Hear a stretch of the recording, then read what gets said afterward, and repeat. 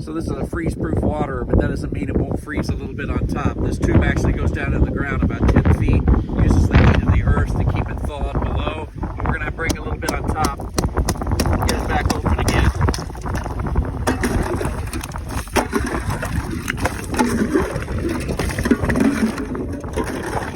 These cattle could have probably broken it on their own, just with their nose, but now they'll be set all day. We should be good until maybe it freezes tomorrow.